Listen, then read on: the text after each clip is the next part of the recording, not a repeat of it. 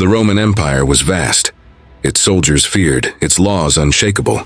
But among its legions, one man's prayers rose higher than Caesar's throne, higher than the clouds themselves. He was not a prophet, not a priest, just a soldier. Yet heaven paused for him. They say angels descend only when commanded. But on one quiet afternoon in Caesarea, the order came from the throne itself, a single vision, a trembling heart, and a divine message that would forever open heaven's gates to the nations of the earth. This is the mystery of Cornelius, the soldier who surprised heaven with his faith and obedience. Before we continue, tell me, where are you watching from today? Drop it in the comments, and if stories like this one move your heart, make sure to subscribe. Imagine walking through the ancient city of Caesarea. The sea crashes against the stone harbor, and the scent of salt and incense fills the air. Roman banners flutter above marble walls, and in the distance soldiers march in rhythm, proud, precise, powerful. Among them stands a man whose armor gleams beneath the sun, but whose eyes hold something deeper than conquest. His name is Cornelius, a centurion of the Italian regiment, a man of discipline, of order, and of command. Yet behind that hardened exterior lived a heart that quietly longed for God. He was not born among the chosen people of Israel. He was an outsider, a Gentile, a man raised among idols and politics, accustomed to obedience but unfamiliar with the voice of heaven. And yet something in him stirred. Each dawn before the city awakened, he would kneel.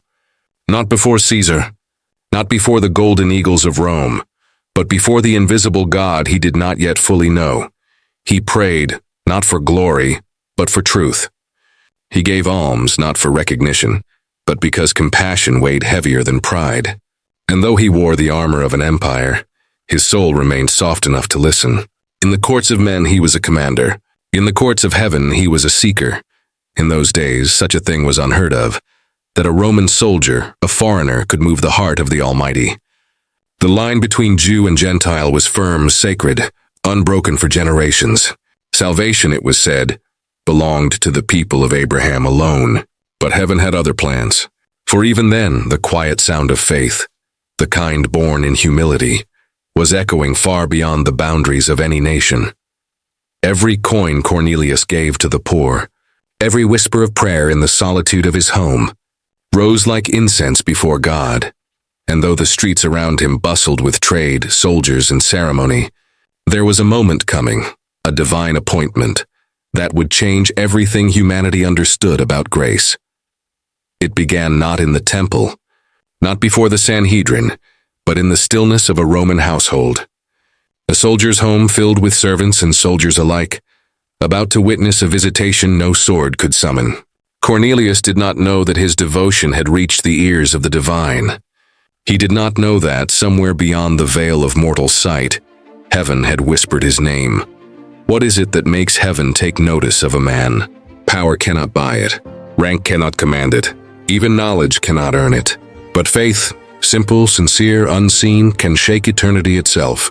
Cornelius's faith would become the bridge between worlds, between Jew and Gentile, law and grace, ritual and relationship. Yet in that moment, he was only a man waiting for an answer. He had no prophecy scrolls, no teachers, no heritage of prophets to guide him, just a quiet yearning. And sometimes that's all God needs, a heart that truly listens. History tells us of many soldiers, those who conquered cities, built empires, and crushed rebellions. But only one soldier ever conquered heaven's silence. Only one wore both armor and humility. Only one prayed not to be remembered by men, but to be recognized by God. And then one day, as the sunlight poured through his courtyard and the world moved as usual, something changed. A presence entered his home, a light unlike the sun, a messenger unlike any man. Cornelius fell to the ground, trembling, hearing words that would forever alter the course of human redemption. Your prayers and your alms have come up as a memorial before God. Heaven remembered. Heaven responded, and heaven was about to open its gates wider than ever before. But what if I told you? The truth of Cornelius's story was hidden in plain sight all along? That his obedience didn't just change his household, but fulfilled a prophecy reaching back to the very heart of Abraham's covenant? Stay with me, because the mystery you're about to hear may change how you see faith, salvation, and the boundless mercy of God. Caesarea, a city of marble and empire, built to honor Caesar, yet destined to honor God.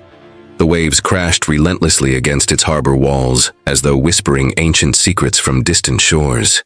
Traders, sailors, philosophers, and priests filled the bustling streets, each with their gods, their altars, their ambitions.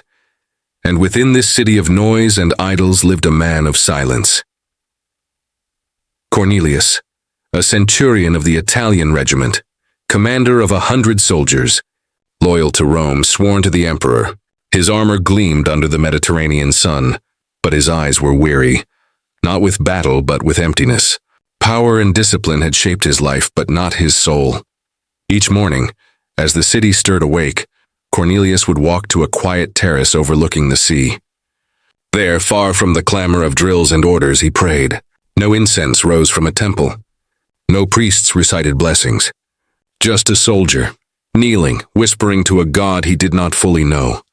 Perhaps it began long ago, when he first heard stories of the Jews, a people who claimed to serve one invisible God, a God who demanded not sacrifice of blood, but of heart, a God who spoke to shepherds and kings alike.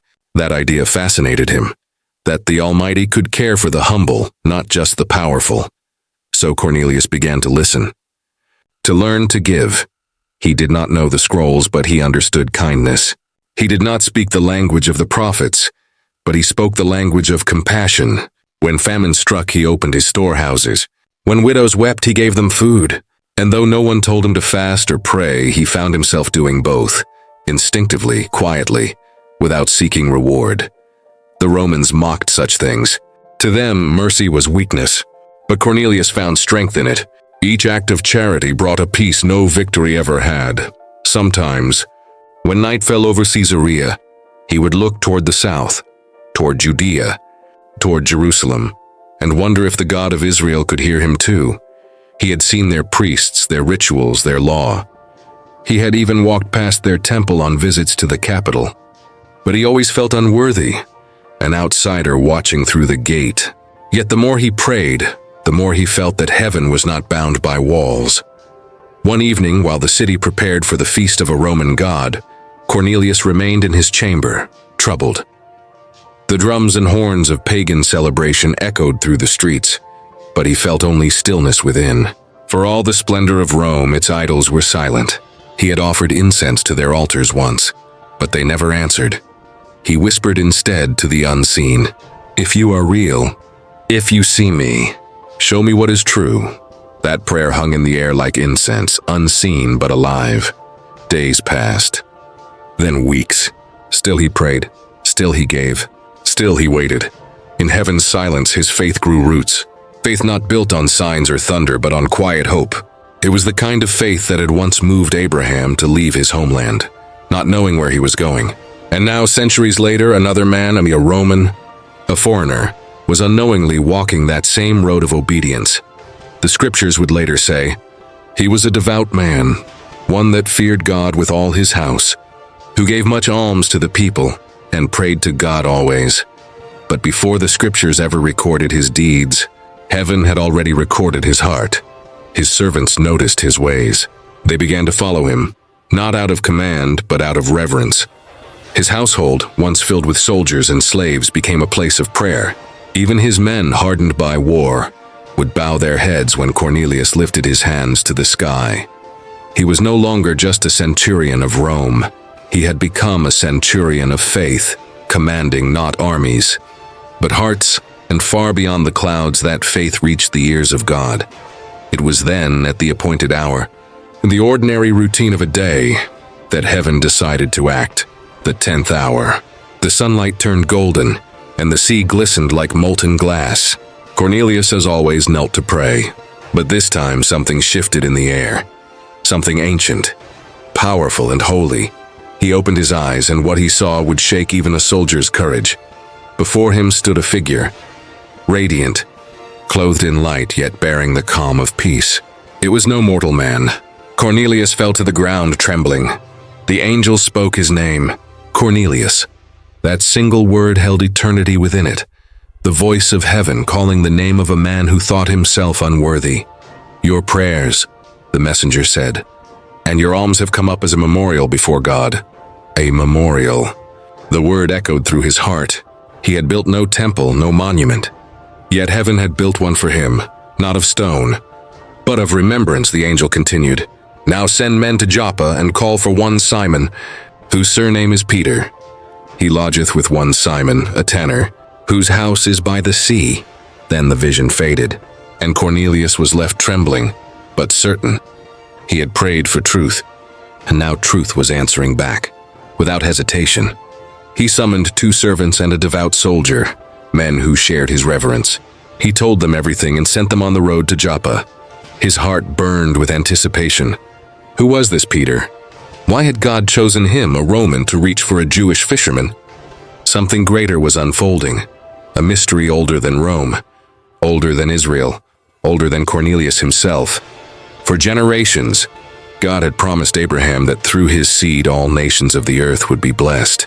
That promise had waited in silence, sleeping beneath centuries of division. But now, in the home of a humble soldier, that ancient covenant was awakening. Cornelius did not know it, but his obedience had just become the hinge of history, the moment when heaven began to open its gates to the world. As his messengers disappeared beyond the city walls, he turned back toward his house. The sea roared louder, as if testifying to what had just begun. The wind carried his unspoken prayers upward, and deep within his spirit a question lingered. Not of fear, but of awe. Why me? He had no answer yet, but soon he would. Because even as his men journeyed toward Joppa, another man, a fisherman named Peter, was climbing to a rooftop to pray. And there, under the same sky, heaven was preparing the second half of its plan. And that's when the prophecy began to unfold. The road from Caesarea to Joppa was long and sunlit, the kind of road where silence has its own voice. Cornelius's messengers walked swiftly, dust clinging to their sandals, their hearts uncertain but their mission clear. Behind them lay a Roman fortress, ahead of them a mystery whispered by angels. They carried no weapons, only obedience. Cornelius watched them disappear beyond the city gates, his heart pounding like the sea. For the first time in his life, the soldier felt unarmed, stripped of control, of command, of certainty. His faith had moved heaven, but now heaven demanded patience. As night fell, he returned to prayer. The city around him celebrated its pagan gods, but his home glowed with quiet devotion. His household waited, servants whispering questions they dared not ask aloud. Cornelius spoke little. He simply said, "The Lord will send us his word." And many miles away, by the Mediterranean coast, that word was already forming. Peter, fisherman, disciple, apostle, once impulsive, now humbled by the resurrection.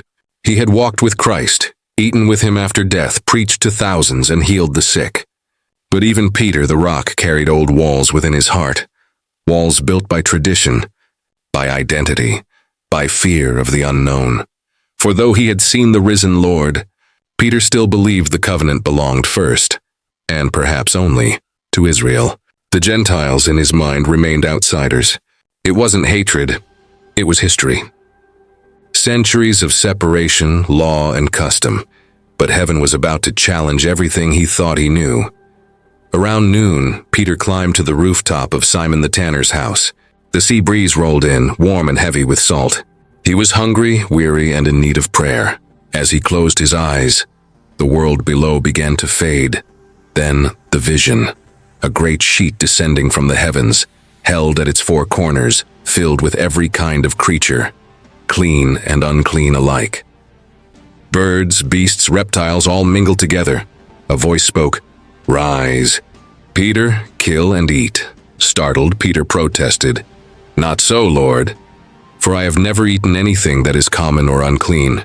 The voice replied, firm yet patient, "What God has cleansed, that call not thou common." 3 times the vision repeated, then vanished. The sheet withdrew into heaven, and the rooftop filled again with the cries of gulls and the scent of salt air. Peter sat motionless, his heart torn between awe and confusion. What did it mean?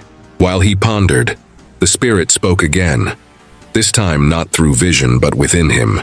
Behold, 3 men seek thee. Arise, therefore, and get thee down and go with them, doubting nothing, for I have sent them." Even as those words echoed inside his soul, the men from Cornelius stood at the gate below. And there, in that single moment, 2 worlds collided, the soldier's faith and the apostle's revelation. Peter descended, his mind spinning. The men bowed and spoke. Cornelius the centurion, a just man, one that feareth God, and of good report among all the nation of the Jews, was warned from God by an holy angel to send for thee into his house, and to hear words of thee. Peter's heart raced. A Roman soldier and visited by an angel, asking for him? It was unthinkable. Yet the Spirit's voice lingered in his mind. Go, doubting nothing. He looked upon the men, saw their sincerity, their humility, their trembling hope, and something within him softened. He invited them in. They ate together that night, Jew and Gentile seated at one table. For the first time in history, a barrier had begun to crack. That night, Peter could not sleep. He lay awake, hearing the rhythm of the sea outside. The old laws of purity clashed against the new law of grace unfolding before his eyes. The words of the Master returned to him.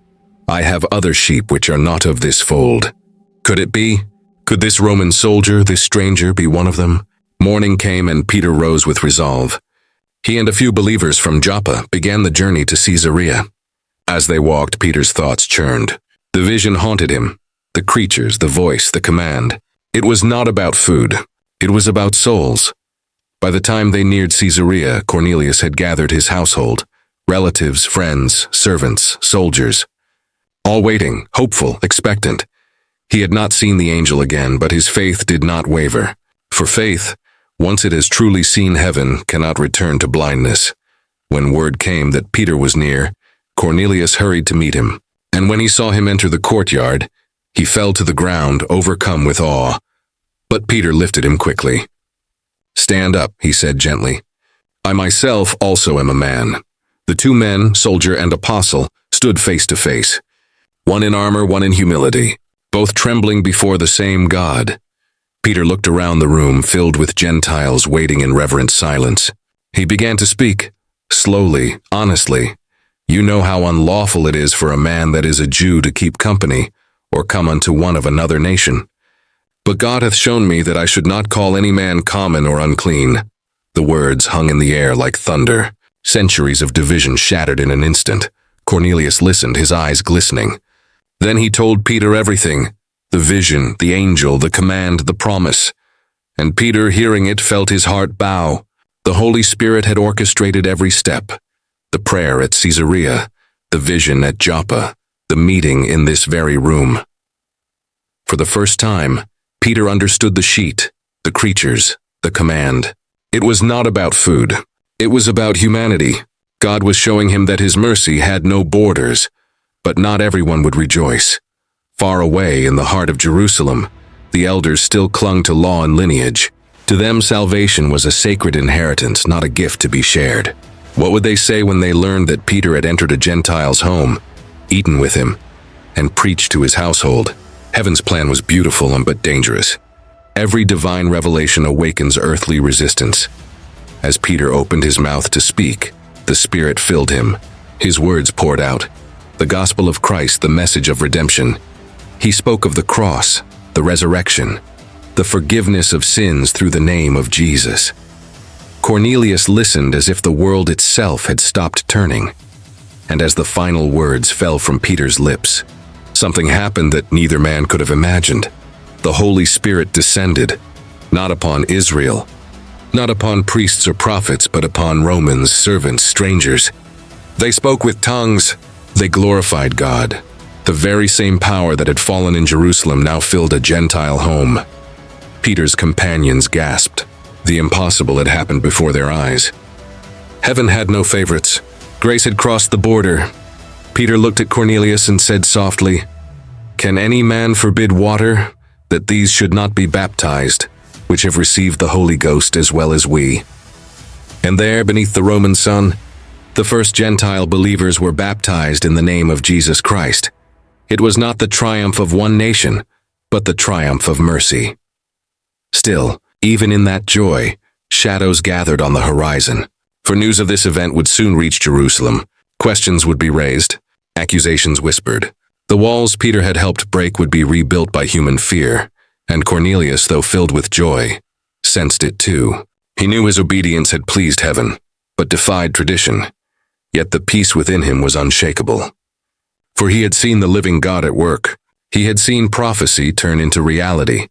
The soldier who once served Caesar now served the King of Heaven. And though the waves outside his city would soon crash harder than before, Cornelius stood ready, not with sword or shield, but with faith. For he understood now, obedience to God often begins in conflict, not with others, but within ourselves. And as dawn broke once more over Caesarea, a new chapter of divine history began to unfold, one that would change the destiny of nations. And that's when the revelation began to divide the world. The hour was heavy with silence. Caesarea slept, yet the heavens stirred. Cornelius sat in his courtyard, the lamps flickering against the marble pillars. The faint sound of waves from the distant sea carried through the night, whispering like unseen messengers. He had fasted again, not out of ritual but longing. His heart felt stretched between two worlds, earth and eternity, and he didn't know how much longer he could live between them. For months he had prayed, "Lord, show me what is true." He had given alms until his servants whispered that their master had gone mad with generosity. Yet the emptiness remained, not one of disbelief, but of waiting. As though heaven were a door, and his hands rested trembling upon its handle. That night the door opened. It began with light. Not the kind that burns candles or torches, but the kind that consumes the soul with peace. Cornelius blinked, shielding his eyes, until a voice came that froze his breath. "Cornelius." He fell to his knees instantly. The sound carried a weight that no mortal could imitate, firm yet gentle, like thunder that spoke your name softly. "Who are you, Lord?" His voice trembled. The answer came, calm but filled with divine certainty. "Your prayers and your alms have come up as a memorial before God. Send men to Joppa. There, you will find a man named Simon Peter, lodging with another Simon, a tanner, by the sea." The brilliance lingered a moment longer. Then the courtyard returned to stillness. But Cornelius did not move, his eyes filled with tears he could not contain. A Roman centurion trained for war, conquered by revelation. The next morning Cornelius summoned 2 of his servants and a devout soldier. "I have seen an angel of God," he said, his voice steady but his eyes blazing. "Go to Joppa. Ask for Simon Peter, the fisherman they call the Galilean. Bring him here." No one questioned him, perhaps because his sincerity carried more power than any rank. As they departed on the coastal road, Cornelius remained behind, praying, fasting, waiting. Every hour felt like a year. He did not know who Peter truly was, nor why God had chosen this fisherman to answer his lifelong prayer. Yet deep inside, something whispered. This was the hinge of heaven's plan. Meanwhile, in Joppa, Simon Peter prayed on the rooftop of a tanner's house as the noon sun blazed over the sea. He too was hungry, not just for food, but for understanding. For even among the apostles, the question lingered. Was the grace of Christ meant only for Israel, or for all the nations? As Peter's stomach growled, his vision opened, not of angels, but of a great sheet descending from heaven, held at its corners by unseen hands. Inside it were all kinds of animals, beasts clean and unclean, birds of the air, creeping things of the earth. Then came a voice. "Rise, Peter, kill and eat," he recoiled. "Not so, Lord. I have never eaten anything common or unclean." The voice replied again. "What God has cleansed, do not call common." 3 times the vision came, and 3 times it departed, leaving Peter bewildered, trembling. He looked toward the sea, and in that very moment 3 men approached the gate below. The Spirit whispered within him, "Behold, 3 men seek you. Go with them, doubting nothing, for I have sent them." The next morning Peter rose and went with them, his heart uncertain yet obedient. As the sun dipped westward, the road from Joppa to Caesarea shimmered like molten gold. Behind him disciples followed in silence. Ahead lay the house of a Roman, a Gentile, an officer of the empire that had crucified their Lord. When Peter arrived, Cornelius was already waiting. He had gathered his relatives and close friends. faces eager, anxious, radiant with hope. And as soon as Peter entered, Cornelius fell to his knees before him. Peter stepped back quickly. "Stand up. I myself am also a man." But the moment was holy. Two worlds bowing before one truth. They moved into the courtyard where sunlight spilled across the stone floor. Cornelius began to speak, his voice quivering yet strong. 4 days ago, at this hour, I was fasting. A man stood before me in shining garments and said, "Your prayer has been heard. Send to Joppa for Simon Peter. And now we are all present before God to hear whatever you have been commanded to tell us." Peter's eyes glistened. The vision now made sense. The animals, the voice, the command.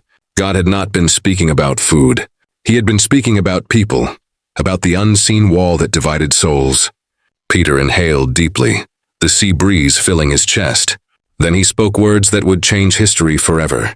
"I truly understand now," he said slowly, each word measured like a verdict, "that God shows no partiality. But in every nation, anyone who fears him and does what is right is accepted by him." The courtyard fell silent. You could almost hear the chains of prejudice breaking in the air. Peter continued, his voice now bold, filled with divine conviction.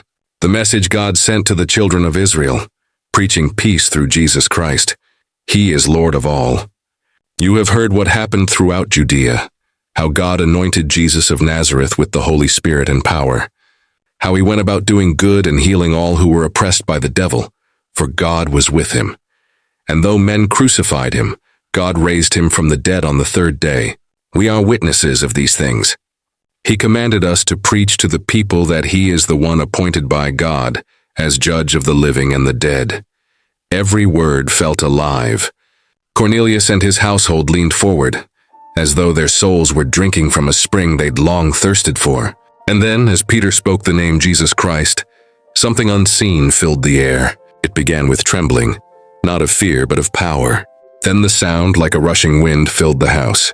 The same presence that had descended upon the apostles in Jerusalem now fell upon these Gentiles, Romans, foreigners, those once deemed unworthy. The Spirit of God, the same fire, the same glory now resting on them. They spoke with tongues, they prophesied, they worshipped. Peter and his companions stood speechless, watching heaven erase every human boundary. "Can anyone forbid water?" Peter said softly. "That these should not be baptized who have received the Holy Spirit just as we have."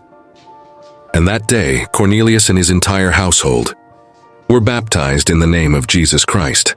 That single act won Romans' faith. Meeting one apostle's obedience became the first open gate for the Gentile world to enter grace. The soldier who had worn armor now wore humility. The man who once commanded legions now bowed before the King of Kings. Cornelius' story would ripple through generations, proof that God does not measure hearts by lineage or law, but by the hunger that drives them toward light. That night, as the stars shimmered above Caesarea, Cornelius stepped into his courtyard once more. He looked toward the sea, where the waves whispered like angels. He smiled faintly, tears gleaming in his eyes. He was no longer just a centurion. He was a son, reborn, accepted, known. And in the quiet of that night, the heavens that had once called his name now felt closer than his own breath. The days that followed should have been filled with peace. Cornelius believed that once he obeyed heaven's voice, the storm within him would quiet. Yet obedience does not end storms.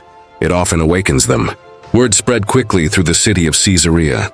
The Roman centurion who prayed to a foreign god had now been baptized into a faith that many in Rome considered a rebellion. Soldiers whispered in the barracks. Merchants eyed his home with suspicion. Even his own superiors, bound to loyalty toward Caesar, sent quiet inquiries about his strange devotion. For the first time in his career, Cornelius felt the cold weight of isolation. Every salute seemed slower, every gaze sharper. To worship any god besides the emperor was not merely odd, it was treasonous. Yet Cornelius could not deny what he had witnessed. The vision, the voice, the fire that filled his household, these were no illusions of emotion. They were truth itself, alive and undeniable. At night he sat by the harbor, watching ships drift toward the horizon. Once he had believed that strength meant command, that control was power. Now he saw that true power was surrender. Still, a soldier's discipline could not silence fear. What if they stripped him of rank? What if his household was seized? What if his men turned against him? One evening, as the sun sank red into the sea, a messenger arrived from Joppa. It was a letter from Peter written in his rough hand, the ink still smudged by travel. "Brother Cornelius," it began, "the apostles in Jerusalem have heard what happened in your house. Some rejoice, others do not understand. They ask me, 'Why did you go to uncircumcised men and eat with them?' I told them what I saw. The Spirit of God fell upon you as he did upon us at the beginning. Still, many struggle to accept that the Holy One would pour his grace upon a Gentile household. Pray for them. Pray for me. The road ahead will not be easy." Cornelius folded the letter carefully, his fingers trembling. Even the apostle chosen by God faced resistance. It comforted him somehow, this shared struggle between fisherman and soldier. Two men separated by race, united by revelation. Yet the opposition grew fiercer. Within weeks, Cornelius was summoned by his commanding officer. They met in a marble hall, lit by torches that cast long, wavering shadows. "Cornelius," the officer said, his tone heavy, "we've received reports. You've abandoned the temple rites. You've refused offerings to Caesar. Is this true?" Cornelius stood tall. "I serve the emperor faithfully in all that concerns the empire. But my soul belongs to the living God who shows no partiality." The officer's brows furrowed. "You've become a fanatic then?" "Careful, centurion. Rome has no mercy for divided loyalties." "I am loyal," Cornelius replied softly, "more loyal than before. For I have learned that true authority comes from the one above all kings." The silence that followed was suffocating. The officer finally dismissed him, but Cornelius knew the warning beneath those words. His future in the Roman army was no longer secure. That night, his household gathered in prayer. The servants who had once followed him out of duty now followed him out of faith. They prayed for courage, for understanding, for peace. And as Cornelius led them, a strange calm filled the room. He realized that the same God who had sent an angel into his courtyard could just as easily guard them from danger, or sustain them through it. But faith is not always rewarded with safety.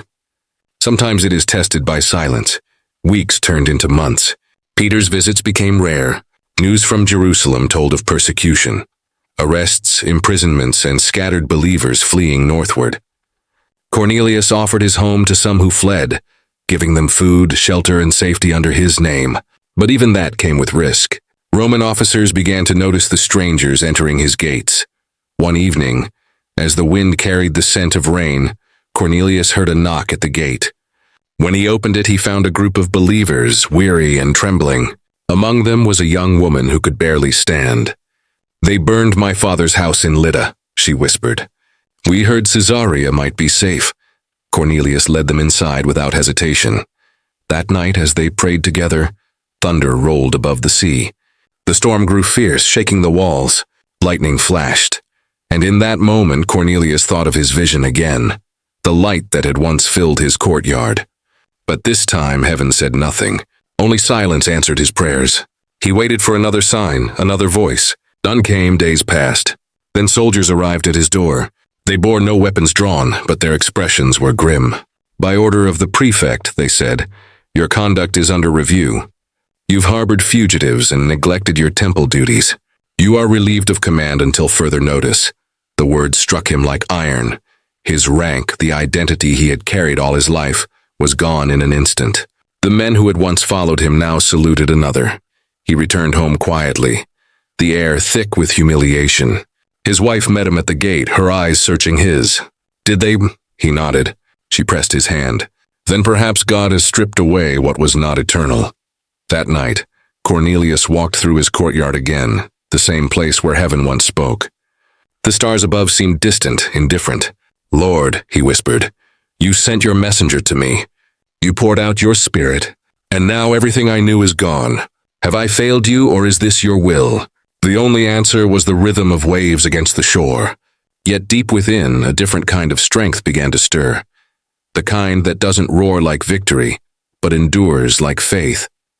Weeks later, word came that Peter had been imprisoned in Jerusalem.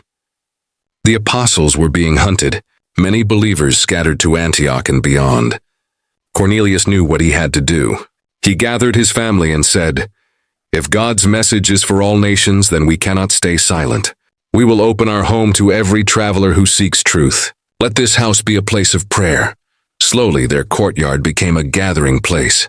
Merchants, sailors, slaves, and even a few Roman soldiers began to attend quietly, curious about the faith that had moved their former commander to such peace.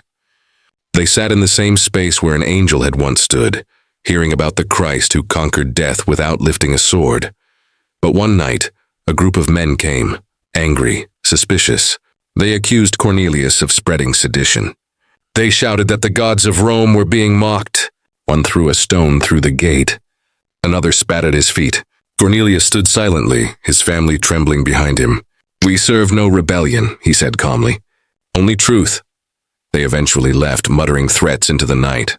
When the gate closed, his wife wept. Cornelius held her and said, "If the Son of God was mocked and struck and still forgave, how can we do less?" Days turned into years. The storms quieted, but the tension never fully faded. Cornelius lived not as a commander, but as a witness. The faith that had cost him his position gave him a peace that no empire could steal. And though he often missed the voice that once called his name, he began to see that obedience itself was its own conversation with God. Sometimes heaven speaks not through angels or visions, but through endurance, the steady courage to keep believing when the world turns cold. One morning, many years later, a letter arrived from Antioch. It bore the mark of Paul, the apostle to the Gentiles. Inside, written in careful Greek, were words that brought Cornelius to tears. "To all who were first among the Gentiles to believe, your faith has become known throughout the churches. You opened the door through which many now walk." Cornelius pressed the parchment to his chest. He remembered that first light, that trembling voice, the sound of his name spoken by heaven. The cost had been high, but now he saw the full shape of God's plan. His obedience had become the foundation of generations. As the evening fell, he stood once more in his courtyard, older now, his armor long set aside. The sea glimmered before him, endless and bright. "I have fought many battles," he whispered, "but only one was eternal." And as the night deepened over Caesarea, a soft wind moved through the olive trees, and for just a moment, he thought he heard it again, the faintest echo of that first divine call, reminding him that obedience, even when tested by silence, is never forgotten in heaven. Years passed, and the story of Cornelius became legend, not written in grand histories or recorded on marble, but whispered in quiet houses of prayer, carried from one believer to another like a secret flame. The centurion who had once commanded legions now commanded only faith, and yet his influence stretched farther than any sword. People came to Caesarea from distant villages, seeking the place where the Spirit had fallen first upon a Gentile household. They came to see if the walls remembered, if the stones still bore witness to what had happened. Cornelius himself had grown older, his hair silver and his eyes lined with time. But the fire in his soul burned as brightly as the day the angel had appeared. He walked the courtyard every morning, greeting every traveler who came to sit and pray. And sometimes when the sun hit the tiles just so, he could almost see the shimmer of the sheet that had descended from heaven long ago. Though it had been many decades, though the world moved on, fragments of prophecy began to surface in unexpected ways. Scholars, unaware of Cornelius's story, would dig in ruins near Caesarea and uncover tiny inscriptions, prayers etched into stone by hands that had never held a sword, but only a belief in a God unseen. Ancient scrolls, long forgotten, mentioned a Roman soldier whose prayers had pierced the veil, whose household had been the first to welcome the Spirit beyond Israel. The details were cryptic, woven into allegories, often overlooked by men who did not recognize divine handwriting. And yet, the Spirit's legacy persisted in ways that no one could predict. Centuries later, when travelers navigated the Mediterranean and scholars studied the law of God alongside the law of men, echoes of Cornelius's faith appeared in unlikely places. A Roman amphora, found in a collapsed port, contained traces of olive oil with prayers etched along its side. A mosaic buried beneath dust depicted a soldier standing not with a sword, but with hands uplifted, light streaming from his household. Some called it coincidence, some called it art. But those who knew the stories felt the hand of God, quiet but persistent, guiding the revelation forward. Cornelius never claimed fame. He never wrote treatises or proclaimed victory. His life was simple: prayer, service, and obedience. And yet the doors he opened could not remain closed. Young believers, inspired by his example, carried his story to Antioch, to Alexandria, to distant lands where the gospel was just beginning to ripple. They spoke of the centurion who had trusted an angel, who had bowed before Peter, who had welcomed strangers into his home. They told how the Spirit had fallen, how baptism had come not by law but by faith. And those who listened began to understand that divine truth rarely comes wrapped in certainty or comfort. It arrives in moments of quiet obedience, in choices that defy human expectation. In the quiet of his courtyard, Cornelius often pondered the mysteries he had witnessed. He thought of Peter and the vision of the sheet, of the apostles in Jerusalem wrestling with their understanding of grace, and of the unknown consequences that stretched far into the future. He realized that revelation is never fully contained in one life. It flows outward, like water carving valleys into rock, shaping the world in ways the originator cannot fully see. Sometimes at night he dreamed of the angel again. The light returned in visions, shining brighter than ever, not to command but to remind. And he knew that there were still mysteries hidden in plain sight, secrets of heaven waiting for those who would look, who would obey, who would trust beyond their understanding. There were relics, long lost, perhaps scattered in ruins, perhaps buried beneath olive groves. Tiny fragments of the moment when God's Spirit first moved upon Gentiles, waiting to be rediscovered by those with faith enough to seek them. Travelers occasionally asked him, "Are there still signs to be found?" Cornelius would smile, his eyes reflecting the fire of decades past. "Perhaps," he would answer softly, "but the greatest sign is not in stone or scroll. It is in obedience, in the courage to follow when the path is unknown, in the faith that God will guide the next step even when the road ahead seems hidden." And in this, he discovered the eternal rhythm of revelation. Faith invites mystery, and mystery demands action. The Spirit moves quietly, leaving hints, leaving choices, leaving doors that only open for the willing. Cornelius understood that he had been the first of many, a bridge between what was known and what would be revealed. He had been chosen not because he was powerful, but because he was willing. As the years deepened, so did his reflection. He thought about the countless people who had passed through his home, the prayers whispered over supper tables, the children who had learned to speak of God in both fear and wonder. He saw in their eyes the continuity of a truth that begins small and spreads unseen, like seeds carried on the wind. It was the hidden continuation of God's work, the unfolding of his plan through those willing to obey. Even in his final days, Cornelius maintained a quiet vigilance. He instructed his household to care for the strangers, to guide the lost, to be open to the Spirit. And when he felt the first weakness of age, he prayed that God's work would not end with him, that the seeds planted in Caesarea would continue to grow, unseen yet potent. He trusted that the whispers of angels, the visions of the Spirit, the acts of obedience, these things would ripple into the future in ways he could never measure. And so, the story of Cornelius remained hidden yet alive. His life became a testament to faith that transcends borders, to obedience that defies fear, to revelation that continues beyond the eyes of men. The soldier who once served Caesar now served God alone, and in doing so, opened the door for countless others to step into the mystery. The sea beyond his walls shimmered in the morning sun. The wind whispered through the olive branches, and for just a moment, Cornelius felt the same divine presence that had called his name decades ago. It was a gentle reminder that heaven never forgets its faithful, that obedience echoes beyond time, and that every act of faith plants seeds whose fruit may appear in ages yet to come. And in that realization, he smiled quietly, knowing that the story was far from over. The hidden continuation of divine revelation stretched forward, waiting for those who dared to follow, waiting for hearts ready to respond when heaven called once more. The hour had grown late, yet the world outside Cornelius's courtyard seemed suspended. The stars hung like silent witnesses, their cold light reflecting in the calm waves of the Mediterranean. He sat quietly, the years of obedience, trial, and revelation pressing upon him like a tide that could not be resisted. And yet, beneath the weight of time, there was an anticipation that made his heart quicken, a sense that the culmination of all he had seen, all he had felt, was about to reveal itself.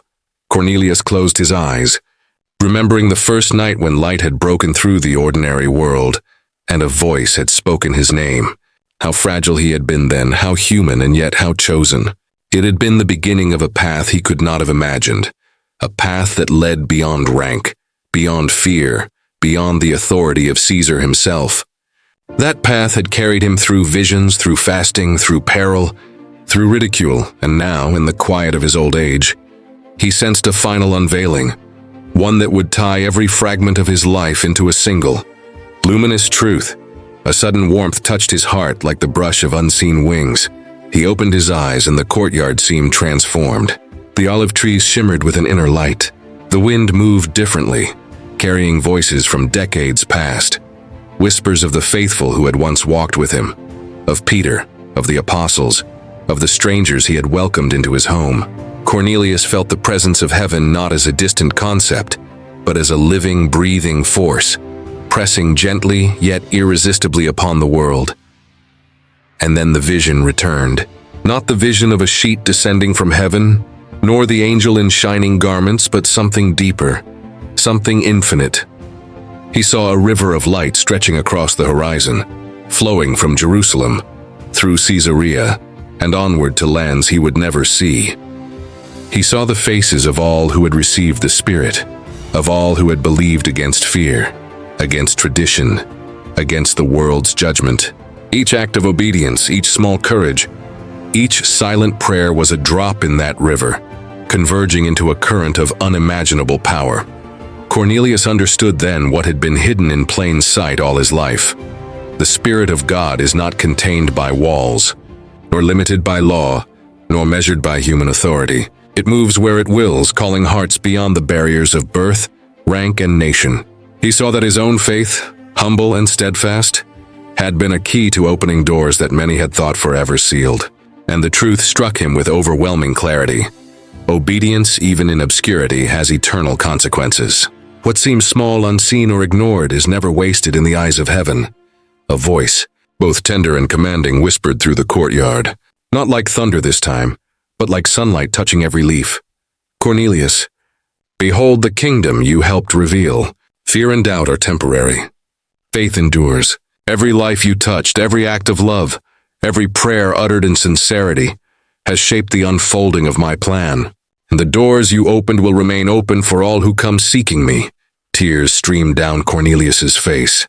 He saw, with the vision of the Spirit, that the first Gentile baptism was only the beginning. He saw that faith would spread far beyond Israel, beyond Rome, beyond the boundaries of history he could imagine. He saw the church growing silently and powerfully, in hidden homes, in marketplaces, in fields, and in the hearts of those who had never heard of him, but followed the same call of obedience, and he realized the ultimate revelation.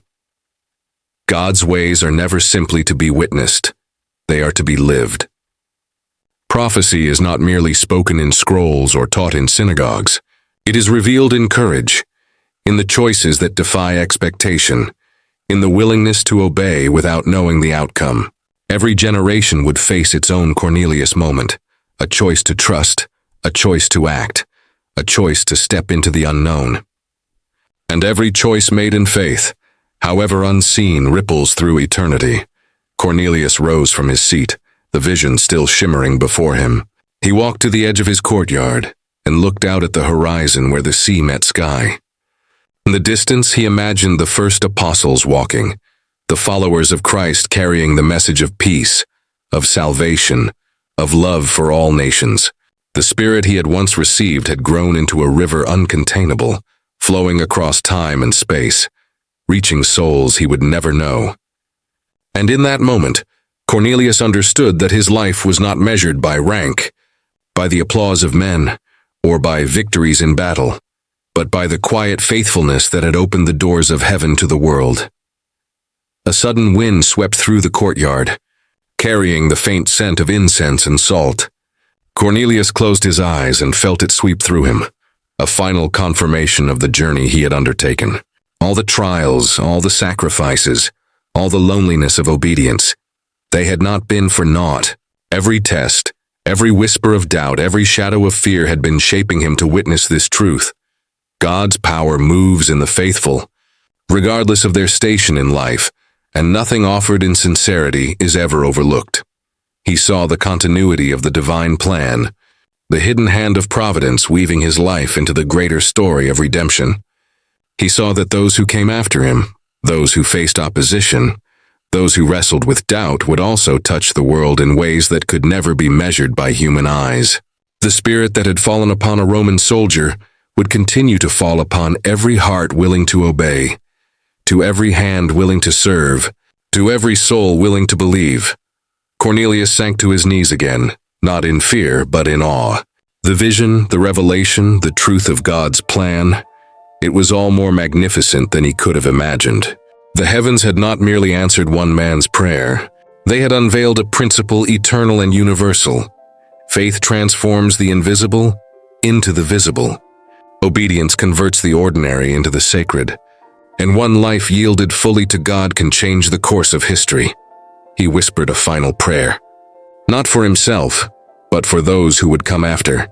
May those who follow this path have courage. May they see as I have seen. May their faith endure where understanding fails. And may the doors that were opened through obedience never close. The vision faded slowly, like dawn dissolving the night. Yet the river of light, the echo of heaven, remained within his soul. He could feel it in his pulse, in his breath, in the quiet resolve of his heart. He was no longer merely Cornelius the centurion. He was Cornelius, witness to the living God, one small life made eternal through obedience, faith, and love. And as he rose, standing in the courtyard beneath the infinite sky, the stars seemed to shimmer with recognition. The revelation was complete. The secret of divine grace had been unveiled. It is not bound by law, by expectation, by the authority of men. It flows where it will, touches whom it wills, and calls forth the faithful to act with courage, humility, and love. Cornelius understood at last the profound mystery he had glimpsed decades ago, that heaven's ways are hidden, yet ever present, waiting for hearts willing to follow. In the stillness that followed, with the sea whispering and the olive branches swaying gently in the wind, Cornelius felt peace deeper than he had ever known. He knew that the story of faith, obedience, and revelation would continue long after him, and he understood that true glory is not in what men remember, but in what God sees. The faithful hearts who choose the path of obedience, even when the way is uncertain, even when the cost is great, and even when the world misunderstands. And in that moment, the centurion who had once surprised heaven with his faith realized the eternal truth, that obedience is power. Faith is light, and one willing heart can echo through eternity. As the years passed and Cornelius grew older, he reflected on the journey that had begun with a single prayer and a single act of obedience. The soldier who had once marched to the commands of men now walked under the guidance of a higher authority, one that transcended empire, rank, and human expectation. He had seen visions that shook the soul, heard the voice of angels, welcomed the Spirit into his home, and watched the first ripples of faith extend beyond Israel to touch countless lives. And in every memory, in every trial, in every act of faith, he saw a simple truth emerge. God's plan is always larger than we can imagine, yet it unfolds in the smallest acts of surrender and trust. Cornelius often returned in thought to the quiet moments in his courtyard, where the sunlight danced on the stones and the wind carried whispers of the divine. Those moments had taught him patience, courage, and humility. He understood now that faith is not a fleeting emotion or a ceremonial observance. It is a lifelong commitment to walk forward even when the path is unclear, to act with integrity, even when no eyes are upon us, to trust in a power far greater than our own understanding. In every act of kindness, in every prayer lifted in sincerity, the Spirit moves, unseen yet undeniable. He remembered the faces of the household he had baptized, the strangers who had fled persecution only to find refuge in his home. He thought of Peter, whose vision had revealed the boundaries of God's grace, and the apostles who had struggled to accept that the Gentiles were to be included in the unfolding story of salvation. He saw that the true miracle was not in the extraordinary, but in the ordinary, people opening their hearts, lives transformed quietly and persistently, generations touched through faithfulness that demanded no recognition. Cornelius realized that the story of faith is never static.